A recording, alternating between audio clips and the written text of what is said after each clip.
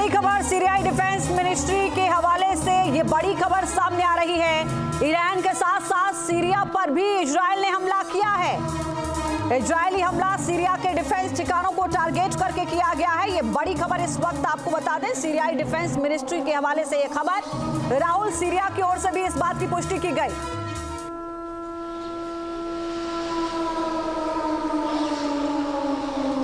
देखिए, सीरिया की तरफ से पुष्टि की गई है, लेकिन सीरिया अगर कुछ हमला करने की कोशिश या जवाबी कार्रवाई करने की कोशिश करता है तो बहुत ज़्यादा असर नहीं पड़ेगा, क्योंकि इससे पहले हमने देखा था कि 3 दिन पहले तुर्किया की तरफ से भी सीरिया पे हमला किया गया था। और ये पूरे कॉन्फ्लिक्ट की शुरुआत हुई थी वो भी तब हुई थी जब सीरिया की राजधानी में जो कॉन्सुलेट ऑफिस है उसे निशाना बनाया गया था ईरान के। तो सीरिया के अंदर वैसे भी गृह युद्ध जैसी स्थिति है, वहाँ पे कई तरह के ISIS से लेकर के कुर्द फोर्सेस से लेकर के सीरियन आर्मी से लेकर के प्रो डेमोक्रेटिक फोर्सेस तक काम कर रही है। ऐसे में उसका कहना बहुत ज़्यादा फर्क नहीं पड़ता।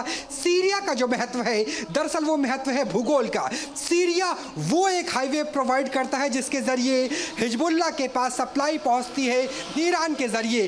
तो उसी सप्लाई लाइन को बाधित करने की, तोड़ने की कोशिश इस बार के हमले में भी की गई है। राहुल, मैं लौट रही हूँ एक और बड़ी खबर। ईरान पर हमले से पहले अमेरिका को दी गई थी इस पूरे हमले की जानकारी।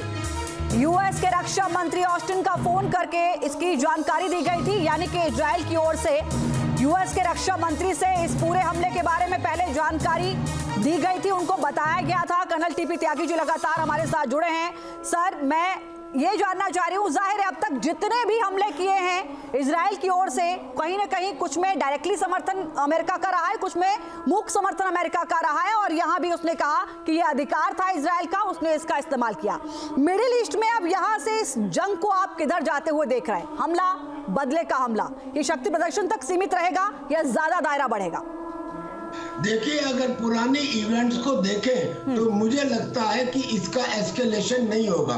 कारण ये है कि अमेरिका ने इजराइल को ये बताया कि अगर तुम तेल के कुओं पर हमला करोगे तो तेल के दाम बढ़ जाएंगे, अगर आप न्यूक्लियर इंस्टॉलेशन पर हमला करोगे तो युद्ध का दायरा बढ़ जाएगा, और अगर इन दोनों में से एक भी काम हुआ तो फिर हो सकता है कि ईरान पर्शियन गल्फ और स्ट्रेट ऑफ हॉर्मुज के ऊपर पाबंदी लगा दे और पूरा देश, पूरी दुनिया इससे प्रभावित हो जाए। लिहाजा आप अटैक करो, लिमिटेड करो और मिलिट्री इंस्टॉलेशन पे करो 5 नवंबर से पहले, क्योंकि 5 नवंबर को इलेक्शन के बाद अगर आप अटैक करते हो तो इसे आपकी कमजोरी माना जाएगा।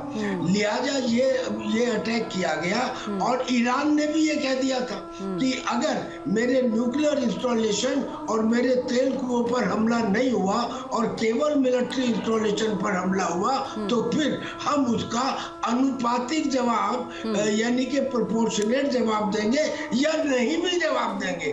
और इजराइल ने 3 फेज का अटैक करने के बाद 5 घंटे के बाद ये कह दिया कि हमारे हमले पूरे हुए।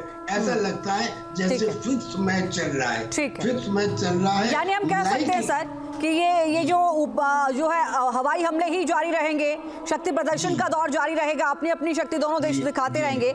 लेकिन अनुज माथुर जी, आपके पास आते हुए मैं एक सवाल पूछूंगी। एक बड़ी खबर जो इस वक्त आ रही है वो अपने दर्शकों को बता दें। पहली बार ईरान ने इजरायली हमले की बात को स्वीकार किया है। ये बड़ी खबर आपको बता दें, तेहरान सहित 2 जगहों पर हमला, ईरानी सरकार की ओर से इस बात की जानकारी दी गई है, यानी ये माना गया है, सब किया गया है कि तेहरान सहित 2 जगहों पर हमला हुआ है। अनुज माथुर सर, मेरा सवाल सीधा सा है, जो अभी मौजूदा जंग हम देख रहे हैं, यहाँ बेशक समय लेकर इजराइल अटैक करता हो, लेकिन उसके जो हमले होते हैं वो कितने सटीक और सेलेक्टिव होते हैं, वो ईरान पर भी हम देख रहे हैं। मौजूदा संघर्ष में इजरायली हमलों की सटीकता ने लोगों को चौंकाया भी है। क्या यही फर्क है दोनों खेमों की ताकत का? बिल्कुल बिल्कुल, आपने सही, बिल्कुल सटीक आपका आकलन है। देखिए, सबसे बड़ी ताकत इजराइल की है, उनकी इंटेलिजेंस एजेंसीज, उनके वो लोग जो कि उनको करेक्ट रियल टाइम इनपुट्स देते हैं, चाहे वो ईरान में हो। यही वजह है, आप देखेंगे किस प्रकार से उन्होंने अपने लीडरशिप को एलिमिनेट किया है, चाहे इस्माइल हानिया हो, चाहे कोई भी हो। तो ये एक उनका बहुत बड़ा एसेट है, और इसकी वजह से वो पिन पॉइंटेड एक्यूरेट अटैक करके और वापस आ सकते हैं। दो चीजें आप इसमें देखिएगा प्लीज कि उसमें एक ईरान की एयर डिफेंस की वीकनेस जो है वो बिल्कुल खुल के सामने आ गई है कि 100 जहाज आकर के 3 फेज में, एक फेज में 3 फेजेस में आकर के आपके ऊपर हमला करके चले जाते हैं। तो ये बात बिल्कुल साफ है कि इजराइल का हमला वेरी वेरी वेल प्लान्ड और सर्जिकल प्रिसिशन के साथ एग्जीक्यूट किया हुआ हमला है, जिसने जो उनका टारगेट था और जो उनका उद्देश्य था उस उद्देश्य को उन्होंने पूरा किया है।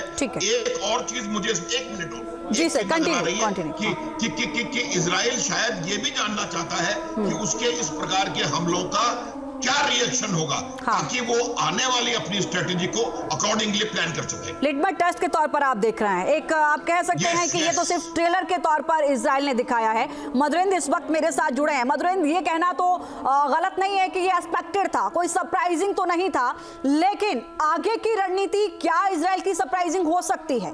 ये तो एक्सपेक्टेड था कि इजराइल हमला करेगा, इसकी तो साफ तौर पर जानकारी भी इजराइल की ओर से दी गई थी और कहा गया था कि जब हमला होगा तो इजराइल की ताकत पता चलेगी ईरान को।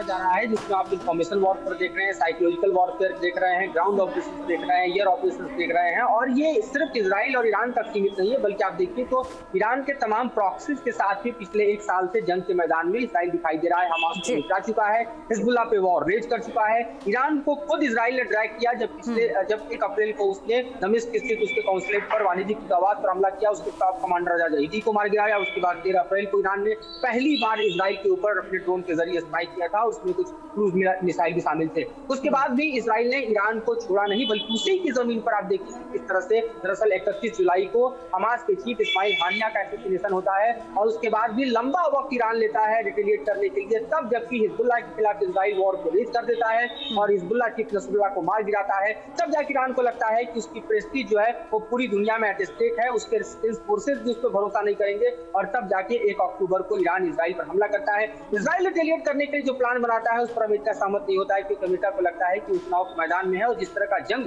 इजराइल ईरान के खिलाफ रेज करना चाह रहा है उसमें उसके न्यूक्लियर टारगेट्स को हिट करेगा, उसमें उसके सिविलियन टारगेट्स को हिट करेगा, उसके वाइल्ड टारगेट्स को हिट करेगा और ऐसे में जंग जो है समूची दुनिया को अपने आगोश में लेगी। लिहाजा अमेरिका के प्रेशर में इजराइल ने पिन पॉइंट स्ट्राइक किया है, बेहद प्रिसीजन स्ट्राइक किया और उसके स्ट्राइक के जद में हम देख रहे हैं कि 3 चरणों में जिस तरह से उसके मिलिट्री बेस, जिस तरह से उसके एयर बेस, जिस तरह से उसके मिसाइल बेस, जिस तरह से उसके ड्रोन बेस दहलाए गए हैं, ये बताने के लिए काफी है कि बेहद कैलकुलेटिव स्ट्राइक है और अगर ईरान रिटेलिएट करता है तो उसकी तैयारी भी इजराइल कर चुका है। उसके पास अमेरिका से delivered air defence system hard है, जबकि उसके पास पहले से आप देखिए तो आयरन डोम, डेविड स्लैंग और एरो जैसे एयर डिफेंस सिस्टम मौजूद है।